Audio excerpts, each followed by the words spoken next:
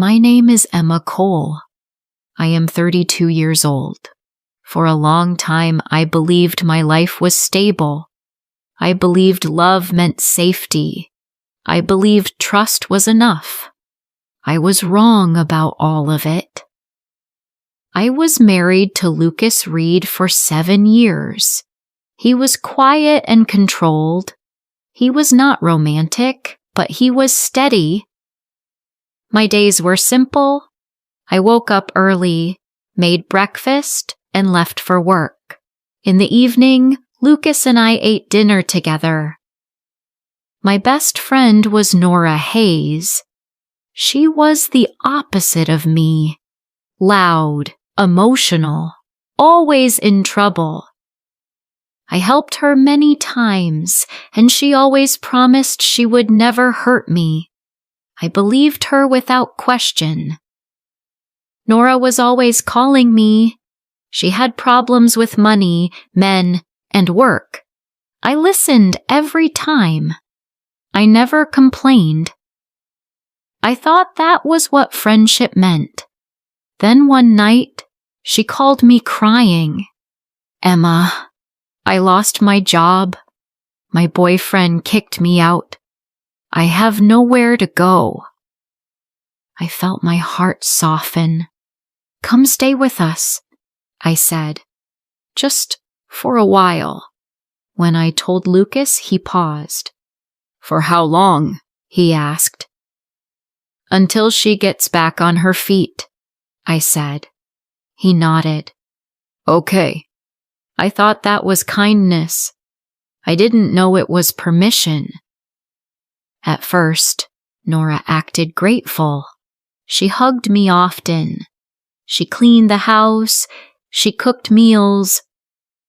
She said, I don't know what I'd do without you. I felt proud of myself. But slowly, things changed. She stopped asking before using my things. She wore my clothes. She used my perfume. When I asked, she laughed. We're like sisters, she said. Why does it matter? It did matter. I just didn't say it out loud. She began waiting for Lucas to come home. She sat close to him on the sofa. She laughed at everything he said, even when it wasn't funny. Lucas noticed. One night he said, Nora is easy to talk to. She listens. I felt a sharp pain in my chest. I listened too. He said nothing for a moment. Then he said, Not like her. After that, Lucas changed. He stayed longer in the living room with Nora. He answered me late. He looked at his phone when I spoke. When I tried to talk about it, he said, You're imagining things. Nora said the same thing. Emma, you're stressed. You work too much. I started doubting myself. I felt guilty for even thinking something was wrong. At night, I lay in bed awake. Lucas turned his back to me. The silence between us felt heavy. One afternoon, I came home early. Lucas and Nora were in the kitchen. They stepped apart quickly when they saw me. Nora smiled too fast. Oh, you're home early. Yes, I said slowly.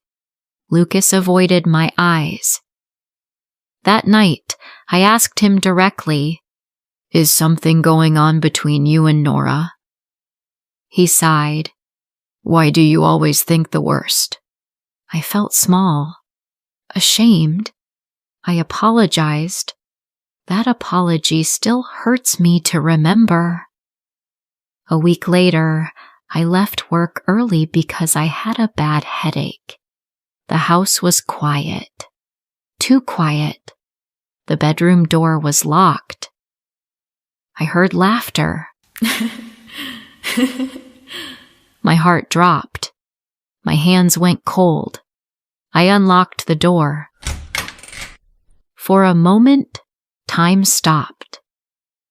Nora screamed and grabbed the sheet around her body. Her face was pale. Lucas sat on the bed, calm, not wearing any clothes. Slowly, he picked up a towel from the floor and wrapped it around himself. I felt like I was falling. "I trusted you," I said. My voice shook. "Both of you," Nora cried. "Emma, please, listen." "Don't," I said. "Just don't." I looked at Lucas. "You let her live here. You watched me help her. And you did this." He said nothing. I felt anger, pain, and shame crash over me all at once. "Get out," I said. Nora shook her head. "Emma, get out of my house. Both of you. Now." Nora packed fast, crying loudly. Lucas dressed slowly, calm, like this was a small problem. Before leaving, Nora looked at me and said, "I never thought you'd react like this." That sentence broke something inside me forever. After they left, the house felt empty. I sat on the bed for hours. I didn't cry at first. I just stared at the wall. Lucas sent messages.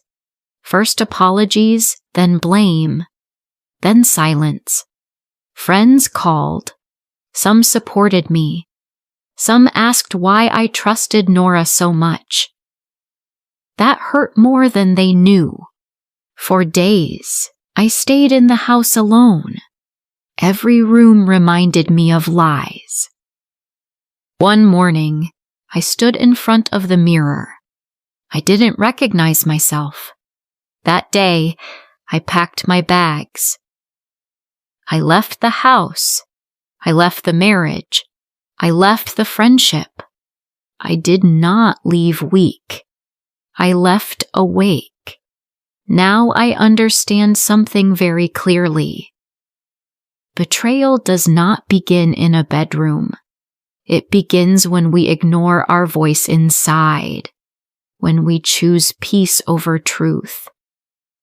I lost 2 people I trusted, but I found myself, and that matters more than anything I lost.